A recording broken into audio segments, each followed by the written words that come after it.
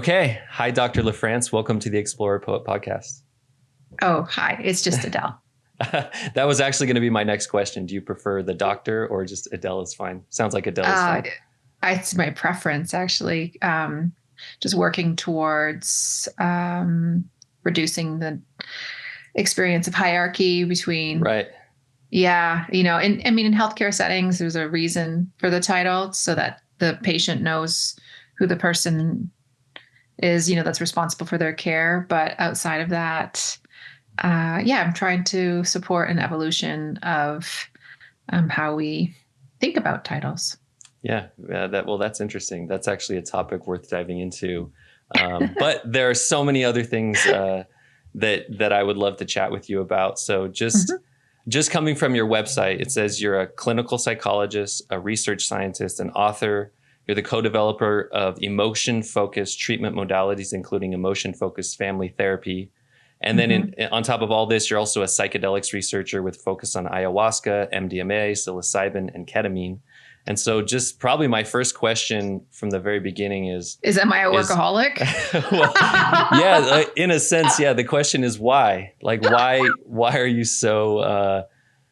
What's the motivation? What's the incentive or the passion? Like, where does all this come from, and why is it interesting to you? Well, one of the drivers for all of that was a trauma response. Um, like many people, I grew up in not just a family, but a community where connections were not necessarily the priority, especially because adult influencers didn't know how to go about, connecting with their children, which meant that many of us struggled with core loneliness. And that affects how comfortable we are with ourselves, how comfortable we are in our bodies, how comfortable we are with rest. And, when you look at my bio, there are two ways you can look at it, like, oh, wow, that's really great. She's so successful in all these ways. Or you can look at it and be like, oh my gosh, my heart breaks for her because clearly, you know, um, there was some distress. And so part of the drive, because, when you're being driven, you're not in the driver's seat. Part of my drive was that it was hard for me to be still with myself. And it was hard for me to feel satisfied with who I was and who I was in the world. And thank goodness school was a safe haven for me. I know it's not for everybody. And I was really good at it. I figured out the formulas and my brain supported it. And so I just kept moving in those directions. So that's the kind of like adaptive to stress response. But then there's another piece, which is I've always felt more at home in my skin in connection with others, um, and in supporting others. There's a quote: I heal myself to heal others, I heal others to heal myself. And I didn't know it then, but I do know for sure now that that was definitely one of the elements that contributed to my interests in the helping profession. Yeah, that answer actually resonates a lot with me, and I hear it. I've talked to a lot of uh, therapists or psychoanalysts, mostly, to be honest, mostly on the Jungian side of things, because I get Hmm. really fascinated with all the symbology and kind of the mythos and all that. But I hear that answer quite often that people go down these paths where they're going to eventually help other people, but it's really just like trying to figure out, it's like I would say we're in the same tribe. We're in this tribe of like trying to figure it out in such a way that, Yeah. because you come from somewhere where there was something that wasn't figured out in a way, and Yeah. it becomes part of you. And so I think I'm doing the same thing, to be honest. This podcast, I do writing, um, and then just what you said about connection with other people. Again, I think that's why I'm doing this podcast, is Hmm. because I just feel so much more like myself when I can look into somebody else's eyes and like, you know, in a sense, through conversation, tap into their experience, their stream of consciousness or whatever it may be, and just feel like, oh, like there's something bigger here Yeah. than just what the world shows us. Yeah. Connecting around shared humanity is an experience I think that we don't talk often enough about in terms of how important it is. The other piece is I'm just really sensitive to suffering. Like my nervous system gets much more activated, I think, than others in the face of human suffering, which then makes me want to like do things to regulate my own nervous system, but also the collective nervous system. I don't know if you can relate to that also, but Yeah, absolutely. I think that there's I don't know if it's something concrete like a highly sensitive genetic trait or something, but there is just a part of me that uh, the yeah, something about suffering, the suffering I've experienced myself, and trying to put some meaning to it or trying to integrate it mhm. into my life in such a way that it doesn't have to be all negative. It doesn't have to be all, even with you, like the way you framed yourself as being, I said, you must be so passionate and curious about all these things. And you said, well, you could also think about it as like, I've suffered through all these things. And yeah, I have a similar bent. Like I have a similar tendency to think, oh, well, I write because not because I feel like I love it. I enjoy it. But I do enjoy it and the creativity of it. But really it's like, there's this thing inside of me that needs to get past some level of suffering Mm, to get it out. And if I can do it for myself, I guess I could do it. Like, hopefully it can be beneficial for others as well. yeah. And So yeah, yeah, and like I love what you just said. And it's fun. it It's is. not all Yeah. like, I'm broken, I'm trying to heal the world. And like, no, like I am super Yeah. passionate about healing technologies. And it's the way that I express my creativity Yeah. the most, honestly, is like figuring out ways to like override conditioning or past traumas. And so there's a part of it that I am just so excited about. Yeah. Yeah. Yeah. Absolutely.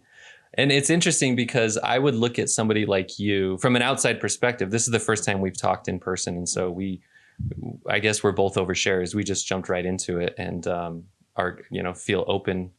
But at the same time, if you're an outsider looking at somebody who has a really successful life, really successful career, whether that's because they've achieved some financial success, some fame, any level of, awareness in the public psyche, or if it's because they've discovered something groundbreaking, something new, there's a tendency to look at people like that and just think, oh, they must be so much more, life must be so much easier for them. They must be able Mm, to, so much better at focusing or so much more aware of who they are, what they want to be. But what I found in speaking to a lot of people and in, accomplishing things myself is it's usually people, the more that people had to go through suffering, had to go through trauma, whatever you want to call it, abuse, difficult mhm, times. Those actually tend to be the people who go and do more in life because it's either they're trying to prove something, they're trying to heal something, they're trying to correct something, or maybe it's like what you said, and they just can't rest because of the yeah. situation. It just pushes them.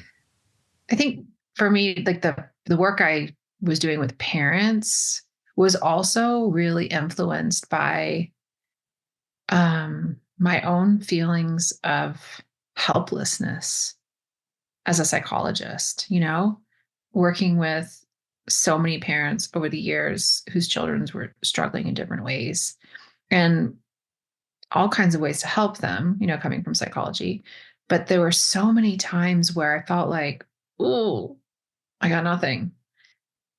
And I'd scour, the treatment manuals and I'd scour the literature to see like what's, new, anything else that we can figure out. And then when my first year as a psychologist, I thought, well, I think I'm just going to start trying to create new technologies. And so part of it was that feeling of helplessness, but also empowerment. Like somehow I Mm. was someone down, someone somewhere made me feel like I could do that. Was it you? Or do you think it was genuinely someone else, or was it you? Some part of you inside of you that was like, I can do this. I think it was both. I think about, if I think about the analogy of the plant in the garden, like think that the plant needs to get water and good soil conditions, and then it does its thing, you know? So I do really think that I had the benefit of being supported by different people who believed in me and who didn't think that it was too arrogant to start maybe developing new treatment models as a brand new psychologist. Yeah, yeah. Well, it's interesting. I mean, it's just how I guess it's the model of progress is you see an issue that you don't have an answer for, and or a challenge, and you go looking for the answer, which is again back to curiosity and like actually it is fun. It's interesting because it can pull you in. I want to talk to you about. I do want to talk to you a lot about your book, and what your book is titled "What to Say to Kids When Nothing Seems to Work: A Practical Guide for Parents and Caregivers." When did the book come out? It came out the March of COVID. I remember that very clearly because we were gearing up to, promote it and share it and do like book events. Right. And none of that ever happened. Okay. Well, here you are now. Yeah. I mean, I kind of got over it, which is really cool because I was so like, oh, we need to do these things. And then it was like, wait a minute, what did you do this for? Yeah. What did you really do this for? And then we settled into, I guess, a more humble place about it all. And I mean, I love the book. I'm still super excited about the book. I'm so glad it exists, but yeah, it ended up coming out in 2020 and it took us about a year and a half to write it. Okay. And when you say us, who is there a co-author on the book? There is. Yeah. Ashley Miller. She's a child psychiatrist in Canada. Lovely human being and phenomenal writer. Okay. Awesome. Do you have kids of your own? I have 2 stepkids. Yeah. Okay. Mm-hmm. So they're old now. So they're old now. Okay. Yeah. Well, it's interesting. The idea, well, your subtitle is interesting to me because it's called A Practical Guide for Parents and Caregivers. So that idea of a practical guide, there's, whether it's in my own personal life or just reading other like people complaining on Reddit forums or wherever, I've heard the phrase, or I've heard some version of there's no manual for parenting. I've heard that so many times. And then I just think it's a little ironic. Maybe there weren't parenting books available when I was being parented, but as a parent myself, I look around and there are actually books and research and just options for different versions of parenting, different modalities, I guess you could say, or philosophies, and they're all over the place. And the idea that you are presenting here, as far as like an emotion-based approach to parenting as a practical guide, I think it's fantastic. I think that anybody who's gone through the process of healing their own trauma or like overcoming their own childhood is going to realize that it's this big complex swirl of emotions, both yours and the child's, and it's probably best to figure it out. Yeah, and it is true that there is no parenting manual. It really is true. Children and the interrelationship with their caregivers is so complex. It's affected by what's happened in their lives the last 3 generations, sociocultural influence. And so that is really, really true. And also, as a psychologist, I spent so many sessions with parents and caregivers offering them these scripts. Like, what do I say when my kid says this? What do I say when my teen says this? I'm like, try this, try this, try this, try this. And we'd write these little scripts. And Ashley was having the same experience. And then we're like, you know what? Let's just write them out. It's not going to be the comprehensive guide to everything. But we really believe in the neuroscience of the approach, which means to some degree it's predictable. And we kind of went through our practices and identified the 14 scenarios that came up the most often, and then literally wrote out the scripts, that we'd been sharing, with more information, obviously, because you have to make it fancy in a book. But yeah, we wanted it to be super, super practical. So many parents were like, I have no idea what to say when. It's like, okay, well, let's give you a script to get you started. And then when you read the script, if it resonates with you, then, continue to make it your own. And then it's yours. And there's this one concept that I'm talking about more often these days, and I really, really love it.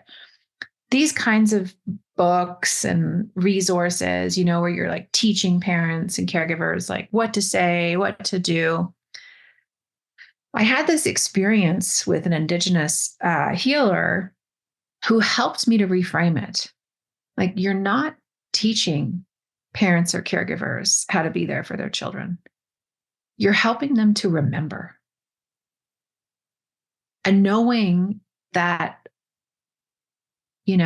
has been thwarted by historical trauma, collective trauma, sociocultural influence, that leaves parents, caregivers in situations where they don't know or don't remember, they're no longer connected to their instincts. And when we look at North America, and especially the colonization of Canada and the US and the impact that had on people trying to build, these countries, the trauma, that would have, on so many levels, trauma really would have had a serious impact on their capacity to connect with their instincts, specifically related to caregiving. The priorities of caregiving have evolved greatly over the last, 150 years. So so I guess this idea of like teaching parents versus like a more philosophical slant of like helping them to reconnect their instincts. Because somewhere up the line, they got disconnected from their instincts. And so if we can offer them tips, tools, even scripts, and they can recognize, oh yeah, that feels right, then that's kind of like a way back home, if that makes sense.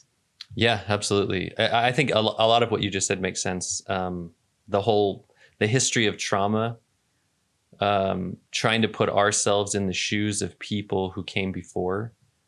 Just imagining what my grandparents and great grandparents must have experienced as far as life. But that's within the last 100 years. If we go back further, like the world that we live in today, this is something that I talk about a lot, or at least with my close friends, I talk about a lot, is that when a child is born into the world, they have no concept that the world was ever anything different than what they're experiencing. Yeah. And so even as people grow up, it's really easy to fall into this mode of thinking that like, this is the world and this is how the world's always existed. So the way that we're structured economically, socially, when it comes to education, jobs, and then trickling all the way down to like the family and how children are raised and just how adults even look at children. I just imagine a lot of the trauma of history that got us to where we are now is simply that the world was so much more difficult physically. The world was so much more dangerous. Food was so much harder to come by, and safety. And so a lot of what we're experiencing now, I almost see it as, and I might be wrong, but I almost see it as like, when I look at my parents, from that generation to my generation, the world changed so much that my parents had a completely different view of what a child was, and what it, like how a child was supposed to behave, what was good for a child. And so there's this big, I could see how reinforced by professionals. Reinforced by physicians and psychologists, and who at the time maybe focused more on behavioral models, including like animal training type models. It was really, really different. Yeah, absolutely. In fact, I remember reading a book. What's the guy's name? There's this book Oh, Jared Diamond, if you're familiar with Jared Diamond. And he's like, I think he's most popular for his book, Guns, Germs, and Steel. But he had this other book where he spent in Papua New Guinea, he spent a lot of time with kind of native people there who were still living a hunter-gatherer like society type lifestyle. And he was talking about how he never saw a child ever be like reprimanded, hit, punished, anything like that. But then as soon as he would go visit communities that had transitioned from that native lifestyle into an agricultural lifestyle. And he said in that case, all of a sudden there was punishment for children. And he talked about it in a way as if the lifestyle itself changes and different things become more important. And if you think about, I guess this is just a long way of me saying that survival seems to have always come first, and then individual human needs and emotions would come second to those things that were required for the group survival. Mm-hmm. Yeah, and, it's so complex. Yeah, and so just to get us to where we are now, where like you're saying, parents, when you said it's about helping them remember, and I think you're talking about remembering kind of the instincts that are within them, like the instinct to care for children and be there for them is already there. It's just that it's been kind of forced out through culture or something, or through history.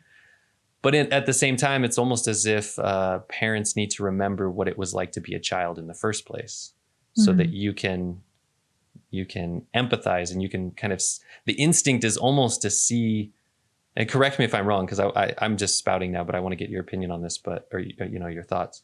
But the thing that's lost is almost as if you can't remember what it's like to be a child. And so you can't, it's like in the moment when something's occurring, you can't correctly articulate in your own mind what it is that child's experiencing and why they may be behaving the way that they're behaving. Mm-hmm. Yeah, I think you're talking about capacity for empathy, and so my question would be, what's getting in the way? What's getting in the way of that capacity for empathy? And thankfully, it's never, in my opinion, it's never something lacking in the person. It's the toxicity of the culture exerting, its influence on that person, on that parent, on that caregiver. When a parent or a caregiver feels safe and they are housed, they are warm, they are fed, they are sufficiently well rested, they have time for play, for creativity, then you have an optimal person there to provide caregiving to children. But so many of us aren't afforded those privileges, so whether it's that they forget that what it's like to be a child, or other factors, I'm thinking, well, what's driving that? Some parents did not have much of a childhood themselves, so it may not even be that they forget, it's that they just don't have a reference point, a healthy, reference point. So yeah, I've been thinking just a lot more about like, okay, why is that? Because I'm a psychologist, and I'm grateful to be a psychologist. I was really excited to become a psychologist. And also, in the last couple of years, I've really kind of had to open my eyes very widely to all the ways that psychology has been used to oppress people. And one of the biggest ways that is relevant, perhaps, to our discussion today is the extent to which parents have been blamed for their children's difficulties. Once you see it, it's actually comical, but in the most tragic way. Like mother blame, for example, is so rampant.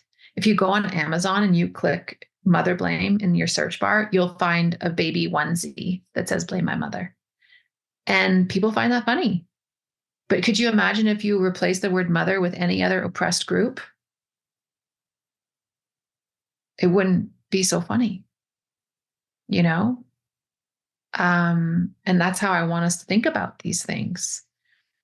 The pervasiveness of parent blame in the context of child and adolescent psychopathology, and specifically the pervasiveness of mother blame, is something that I will spend the rest of my career trying to combat. And so, we wrote the book from a place of wanting to make peace with parents and caregivers. I'm a psychologist. Ashley is a psychiatrist. Both of our professions have contributed significantly to parent blame, to mother blame. And so part of this book was like a peace offering, like a righting of the wrongs from the past. And so there's plenty of times in the book where we're like, it's not your fault. This is totally normal, et cetera, et cetera. Let us help you. Like we really wanted that tone to come through as an act of reparation, but also as an act of social justice. Yeah. And when you say it's not your fault in the book, you're talking specifically are you talking to the mothers? To parents. Yeah. Yeah. Like you didn't get here because you're a bad parent. If you're reading this book because you're struggling with your child or et cetera, it's like, no, it's because we have a messed up economic system. It's because we have a messed up system for social support. It's because the institutions that guide us have legacies of harming oppressed people for, decades, centuries. And gosh, just so comical that so much focus is on what the parent is doing or not doing. I mean, come on, if you're a parent who has to work 2 jobs, like you're not going to be able to do as much and you're going to be way more reactive. And like that. And so we're going to look at parent variables. Like it just doesn't make sense to me. Yeah. So what you're saying is the behavior of the child is not, you can't fully blame the parent for the behavior of the child. Can't blame them at all. Yeah. It's a cultural expression of dysfunction, or it's a cultural expression of adaptation to dysfunction. Yeah. It's like if the water main of your house is messed up and you turn the tap and nothing's coming out, you're like, you're not going to blame the tap. It's the problem is with the water main. Yeah, I can see what you're saying. Because it's so easy to blame the parent when in reality, the parent's in the same situation as the child. Yes, exactly. They were themselves a child and had similar, yeah. What about, okay, just to push back on that idea just briefly. Mm-hmm. What about... Please, I dare you. There's this idea of like the good enough parent, which is, what's his name? Peter Walker. He's got this book. I'm looking okay, I thought good enough was Winnicott, but I could be wrong. So he might be quoting somebody, but I picked it up. Okay, I'm terrible with remembering names. So yeah, Pete Walker's got a book called Complex PTSD from Surviving to Thriving. I'm just looking at my bookshelf. Mm-hmm. And in that book is where I came across the phrase good enough parenting. And maybe he borrowed it from someone in the past. But what about that, though? Are there parents who are good enough? And then, like the blame needs to eventually fall on the child or like the society or just the environment. But are there then parents who aren't good enough? I don't resonate with any of that terminology. The word blame does not make sense to me. The focus on who's to blame is a very, very Western. I see what you're saying. Yeah. Concept. Like the idea of blame it doesn't make sense to me. Like, okay, yeah. who are you going to blame? And go up the line, go up the line, like complexity, everyone's trying to escape, survive, thrive, like Yeah, it just, absolutely. it's a North American obsession that is extremely toxic. It's I see what you're saying now, because you're approaching it even from a different philosophical view, where there, Yeah. like, the problem itself is with who's to blame, when in reality, like, we all just exist. We all just exist in the world we exist in. Yes. And so good enough versus not good enough. It's like, I would say that's a concept related to like, who's lucky enough to be able to attune to their kids in a way that meets that threshold that researchers have suggested in terms of like percentage of time mirroring your children accurately, however they decided to rate it, yeah, who's lucky enough to be Yeah, able to do that, and like when people talk yeah, about, and why I really like the word lucky actually is because if you're not able to mirror your child sufficiently to meet the threshold of what the field has deemed good enough, and what they mean is good enough to support the child's development, yeah. Like on a health, like on a a healthy, trajectory. yeah, some kind of healthy version of development, so where they're not going to end up with Exactly. So a it's a bunch of trajectory that's neurosis or like, something. yes. So if you're not lucky enough to be able to mirror your child, you know, um, along that trajectory, who suffers?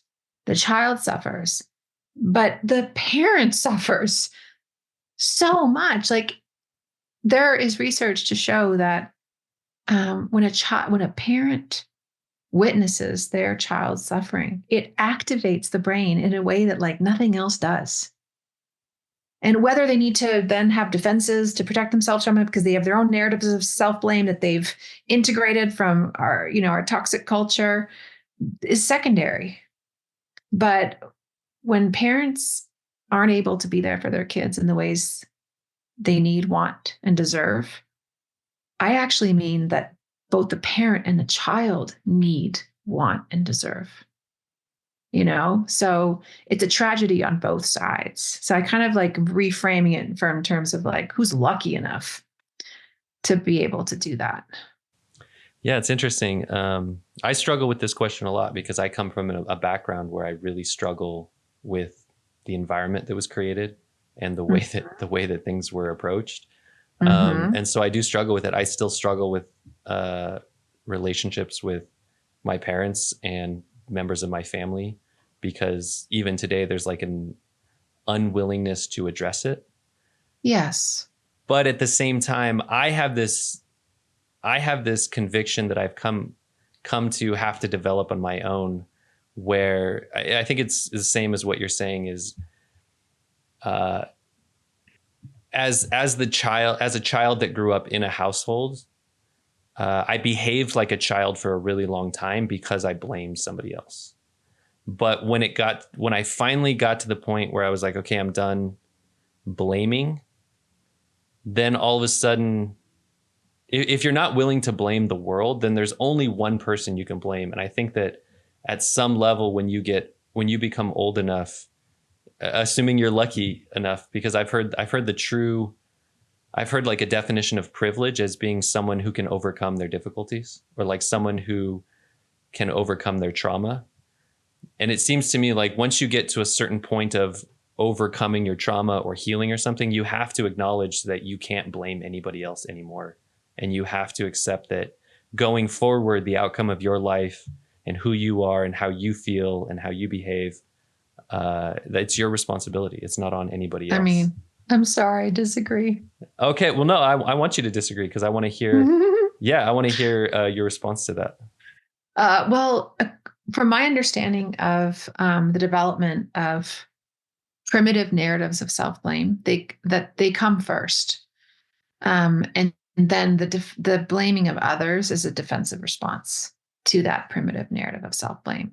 But what comes before the primitive narrative self-blame is an environment where one's needs are not being met. So, for example, if I'm a 5-year-old girl and my parents are feeling crushed, under the economic demands of our current culture and, trying to keep the roof over our head. And they're not able to tend to my emotional needs sufficiently. I have two choices as a 5-year-old with a very underdeveloped brain and nervous system. I can be like, oh crap, I'm in a situation here, a bad one. My parents do not have the resources to help me in the way that I need to develop in a healthy way. I'm fucked. Or my parents aren't able to be there for me because I'm not cute enough and I'm not sweet enough and I'm not helpful enough. So let me focus on that. Yeah. And let me focus on that. And then once that primitive narrative of self-blame grows and sticks, which it does, unfortunately, it can become really uncomfortable. Like then people just develop this idea of themselves that they are bad. But it's a very painful experience. And then they develop a second program, like I call them software programs, a second software program to deal with the I'm bad feeling and that's you're bad. And so then this is like a source of major disconnection from self. Oh, I'm bad. You're bad. Disconnection from you. And then this like perpetuates this whole blame game, where we find ourselves in. What do we need to do? We need to heal. We need to really connect with the pain of having been alone, or the pain of not having been validated as children. And when we are able to sufficiently connect with that pain, then we're able to see the big picture, including the anger at our parents for not having been there for us. And when we're really able to have that anger deeply validated by a therapist, by our parent, by whatever, then we get to the next phase. We're like, oh gosh, our parents, they were under such crushing weight. So one of my mentors said to me, Adele, forgiveness, because I was working on trying to forgive my parents, for the ways that they weren't there for me that led me to experience significant harm in my life. And they said, forgiveness is not the end goal. Forgive yourself, forgive your parents. That's too low a bar. And I was really perplexed by that, which I loved because I knew something big was coming. And they said, aim for understanding. And then there's no one to forgive, just like there was never anyone to blame. But that completes the cycle, except for what comes with understanding is grief. The profound grief when one becomes aware, especially for us, because our parents didn't have access to these kinds of books. The profound grief of oh my God, how sad it was for my mom and I that we were not able to find each other, throughout that time in our lives. How sad for both of us. And that I really do feel is the pinnacle of healing and growth. Yeah, I actually think I agree with everything you said. Awesome. Yeah. So well, I mean, it doesn't matter. Disagreeing is so fun because we riff off each other. Well, yeah, I think that, the way you laid it out is actually how I think about it. I guess what I was saying is it's hard because when I just throw out all these ideas, it's well, what age am I talking about? What stage of what you're that process? So I agree. I think about that all the time. This idea that when you're a child, you have two choices. You can either decide that it's their fault or your fault. And as a child, you're always going to decide that it's your fault.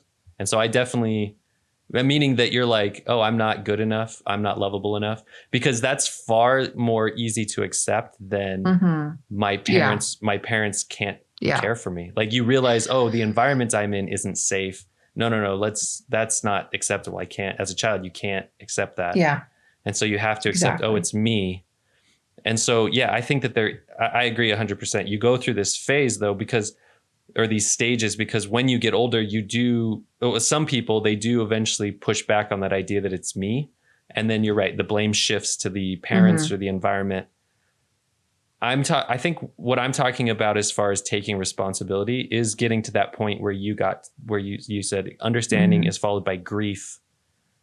And it's once you feel that grief that like, yeah, you can't blame your parents because they too, in essence, I think most parents out there are still children, but, mentally, emotionally, psychologically, they haven't developed to that point either. But you also can't blame yourself for being a child. And No, so, you just got to feel your feelings. That turns out that's the most important thing. Yeah. Feel your feelings, feel your anger, feel your rage, feel your grief, feel your shame, feel your fear. Yeah. And the emotional system is so freaking amazing that when you actually feel your feelings, it propels you forward. Yeah. In terms of evolution, in terms of growth. The only other thing I would say though about the idea of like responsibility, individual responsibility, I do think that is a trauma response secondary to colonization. I think that if we kind of move towards like collective responsibility, there'd be fewer people experiencing mental health issues. I mean, so many people in Canada and the United States have a hold stigma towards asking for help. And yet we are like a species that relies on connection, interdependence, but there are insufficient models of what interdependence means to distinguish it from independence and dependence. Dependence is appropriate up until a certain time, and then when the organism receives sufficient support from the environment, then they move from dependence to interdependence. But I think so. Like, I do think that like, if I'm in a mess, it's my responsibility. Yes, I'm the organism. And also, the best way for me to get out of this mess is to ask for help. And for me to receive the kind of help where I feel seen and I feel heard and I feel respected. Yeah. Yeah. Yeah, absolutely. Because we're not just a social species when it comes to our physical survival. It's not just about food and shelter and fire and protection. It's our own internal worlds, our emotions, our thoughts, everything is in some way directly affected by the environment as well. Yeah. Oh my gosh, yes. Which turns out to be our social circle. Mm-hmm. So how does all of that, we talked a little bit about like the historical aspect of this, but then when somebody goes unseen, unheard, unappreciated, I guess trauma is the phrase that gets thrown around a lot today. Trauma. And, the world we live in today, words get used in so many different ways by so many different people that I was listening to a podcast where they were talking about how the word trauma itself has become almost politicized, where if you're on the far right, you don't believe trauma is even a real thing unless you were like in a war. And on the far left, trauma has been like weaponized, where everybody's so full of trauma. And right. So when you talk about trauma, what is trauma? How does trauma come about? Anything that leads to a disconnection from self or a disconnection from other. Yeah. And I can see that word could be, jarring for some people. And so I think it is worth bringing dimensionality to the concept, because if the word is creating more divide, then let's see how we can better define it. Yeah. Yeah. Yeah.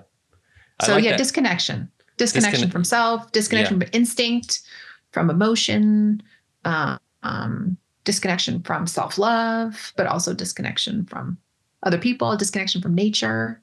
Yeah. Yeah. That's like the Gabor Mate definition, I think, is He was one of the my main disconnection. teachers. So Okay. Yeah.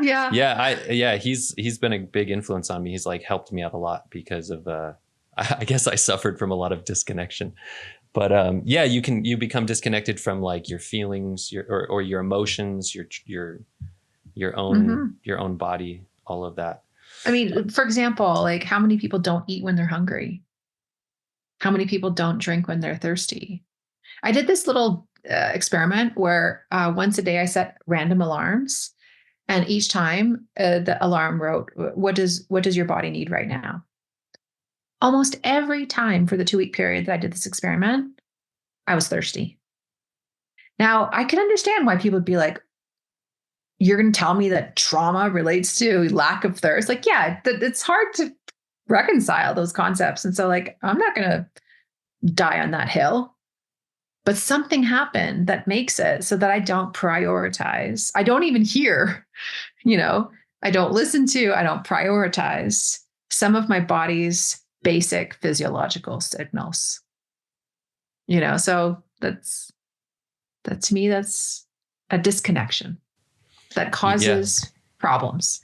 Yeah, absolutely. And then as a parent, you're experiencing some form of disconnection, even if you're just a little dehydrated, and then your child comes to you with an issue, or they say something, they have a question, they have a request, or maybe they have an outburst, and your body's going, we're dehydrated. Like, how do you then respond to that child? Which I guess is a big part of your book, is just when you have these situations with your kids, what Mhm. is the response? Exactly. Yeah. And some Yeah. of that are cultural too. Like one of the chapters is, you love my sister more, and most parents respond with a knee jerk reaction of, no, I don't. And unfortunately, that kind of response, though super well intended, is completely inconsistent with how the brain is going to come back to baseline from the initial stress response. The child is picking up on something in terms of how you relate to the sister differently. They don't know how to label it because they have immature brains. And so they're calling it, you love my sister more, when really it could be that you and the sister have an easier sense of humor together.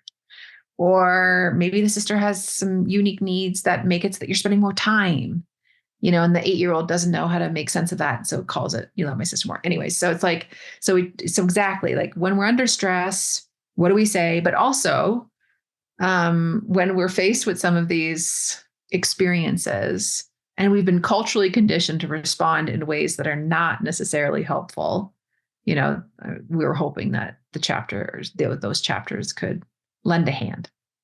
Yeah, absolutely. So do you have, obviously you said there's these 14 scenarios in the book, and Mm-hmm. I would recommend people go pick up the book and read it themselves. But aside from the 14 specific examples, then is there a basic framework, a basic Yes. model for when a question comes up? What should be, how should the parent initially respond, or like what kicks that off? And then is there like an algorithm to follow?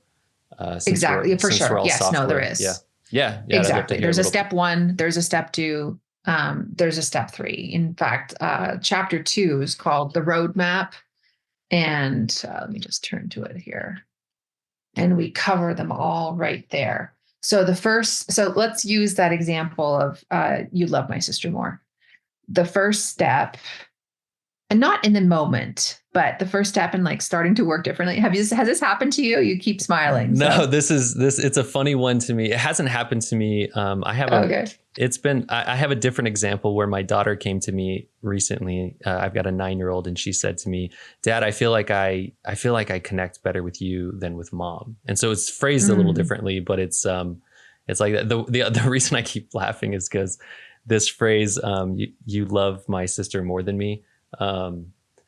My kids love this movie, The Goonies. You remember The Goonies Oh yeah. from I, back I in the mean, I day? could hardly watch it because it's terrified me. But Oh yes. man. Well, there's these the family that's supposed to be the bad guys. What is their name? I want to say Patellas, but that can't be right.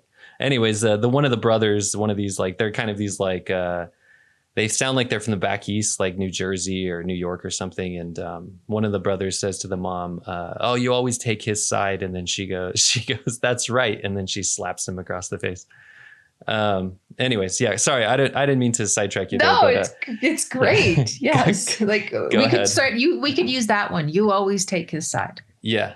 Okay. So a knee-jerk response, a normal knee-jerk response could be something along the lines of, "That's not true," or "He's just not misbehaving as often as you are," or something like that. So first is just to get to know your knee-jerk response. Like, okay. And the knee-jerk response comes from social, cultural conditioning. It comes from how we were raised. We don't need to worry too much about it, but we do need to recognize it so that when we're tempted to engage from that place of knee-jerk response, with the recognition offers us a moment of pause, like, oh, wait a minute. I actually don't want to do that right now.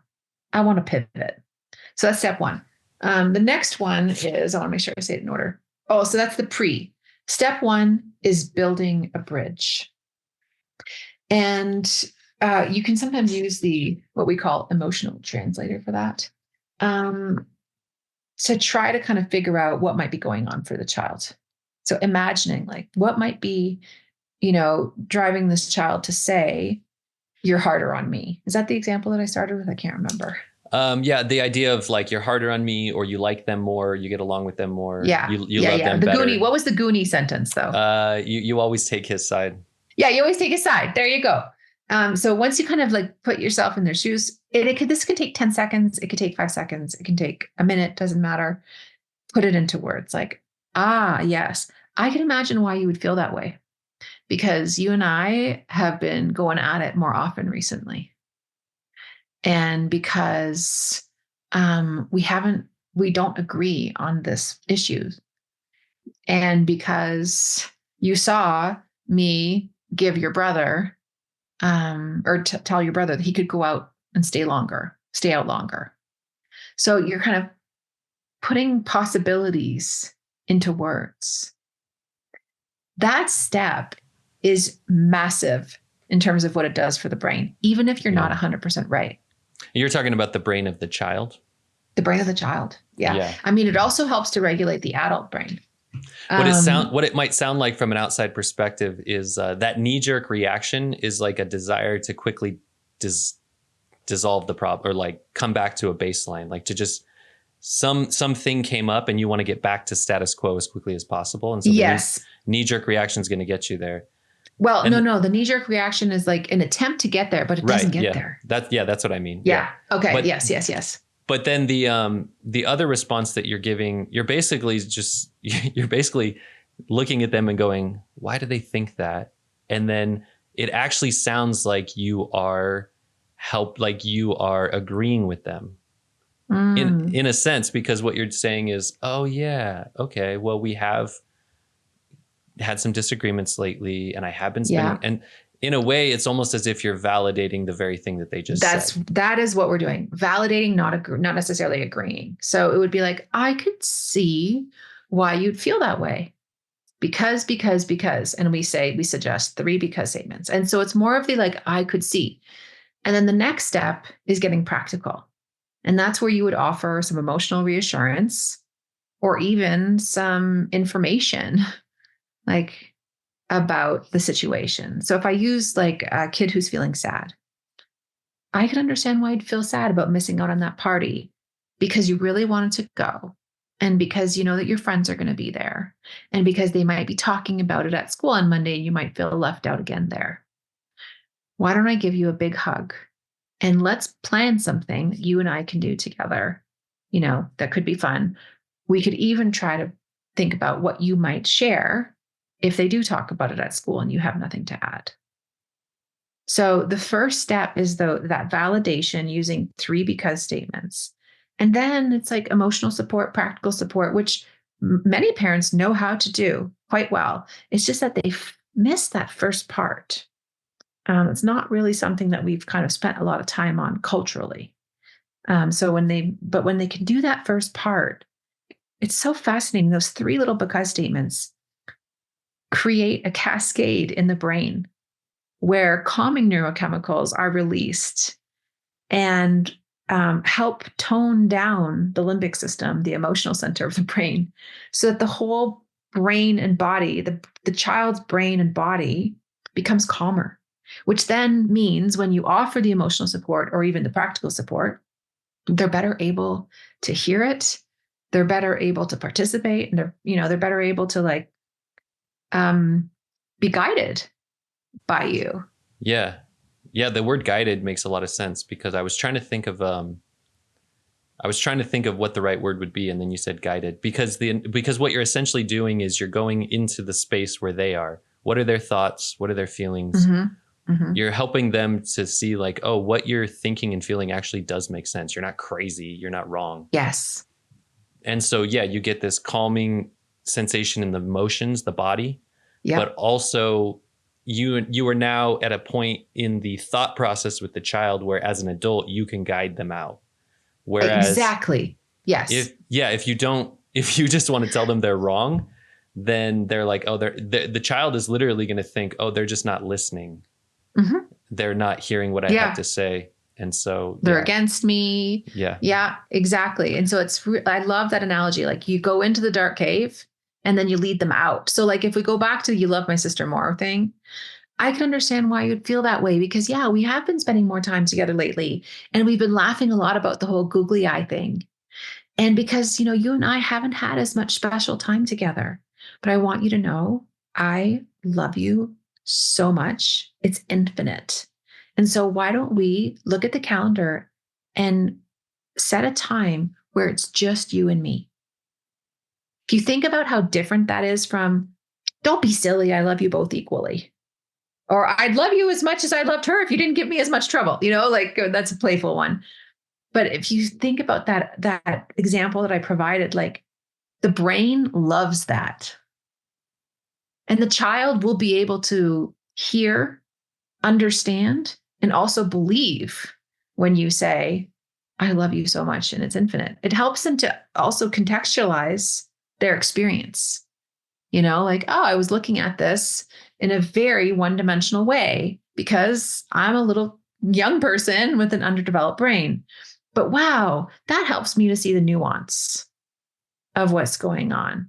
And that's right there is supportive of evolution of their system, which is so cool.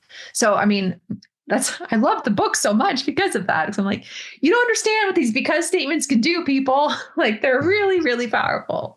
You've written this for children, obviously, but I imagine that, or for interacting with your kids, but I imagine that the same response is pretty effective with adults as well. Yeah, it's a lifespan thing. The brain responds in that way in a universal manner. Yeah. And the example we gave, though, was they come to you with this idea, hey, I feel like you love this person more. What about in a situation where the child just, rather than expressing words, they just immediately express some kind of emotion like anger, they throw a fit, they're frustrated. What about situations like that? What's the approach? So you can use this approach for emotions, thoughts, attitudes, urges, behaviors, even total silence. So if someone's mad, like, I don't blame you for being mad, because this is not how you want it to go. And you want to have more say in terms of how, we do things. And because you want me to know you don't like this, and then the emotional support might be, it's not going to be like this forever.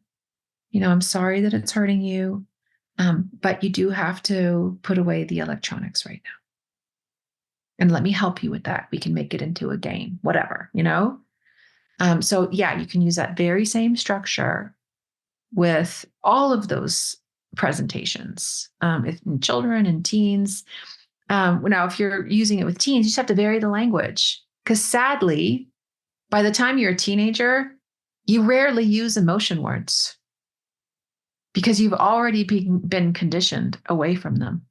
You've already been taught somehow that vulnerability is bad and that anger is a problem, so it's much rarer for a teenager to respond to, oh, I could see why you'd be feeling ashamed, because I don't feel ashamed. I'm pissed off, So you have to vary the language and the focus when you're when you're using this style of communication with teens. Yeah, absolutely. And there was something you said earlier about validation. You were basically saying you're not agreeing with them. Right. Mm-hmm. Yeah. Necessarily, Yeah, you might. Yeah. But that's not the intent. The intent is not to say you're right, but the validation is what you're thinking actually makes sense, or what you're feeling makes sense. Oh my gosh. Yes. And that is the difference. And that's actually so important. I'm glad that you circled back to it. Yeah, I see because that often makes the difference between like whether or not a parent wants to do it or not. Because they're like, oh, no. That's just going to give the wrong message. It's not necessarily agreeing. Like I have validated people's experience of wanting to die. I do not want them to die, but I want them to feel understood. I want them to feel like, oh, I get how hard this feels, even if just a little bit, so that they don't feel so lonely in that experience, which then makes it so that they don't feel so desperate, to end their suffering. So thank you just for calling attention to that one, because it's a really important distinction. Yeah, I think so, both with kids, but again, with adults. Like, I think that I have come across groups of adults, groups of friends, groups of coworkers who are validating each other as if they're agreeing. And so when somebody brings a grievance to a group of, say, trusted friends or colleagues, there's like this piling on that occurs. That's like we're all going to connect through agreeing about this thing, when in reality, the thing itself, the idea itself, the emotions the person is feeling may be completely legitimate. The thought process that got them there is slightly off. And if we all agree upon this thing, we're all going to together go down this path that's a little unhelpful. So yeah, I think it's an important distinction. One way that I've used around that is like, oh, I could see why you would feel that way if you were thinking about it that way, like to connect those, but yeah, it's so nice to help people to feel like they're not crazy. Yeah, absolutely. For having thoughts and feelings, even if they might be wrong. Yeah. It's probably a better approach than, if you were thinking, you wouldn't have thought that. To believe it or not, we have already been talking for over an hour, which, oh boy. The time always goes so quickly, because I have so many. I mean, we covered this one topic a little bit. I feel like there's still so much to talk about here. And I'm definitely a big fan of the way you're like laying this out. In my own experience with my own kids, I've experienced it where I've had a knee-jerk reaction. It hasn't gone well. It never goes well. You end up with a kid who, even if you're trying to comfort them, they like shrug you off. They don't even want you to touch them.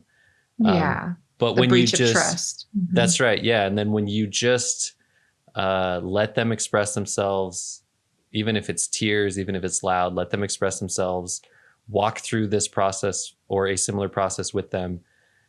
The difference in just the outcome is just so stark. Yeah. Just their willingness to then hug you or something, that's like a big sign that, oh, you've managed to get through this process appropriately.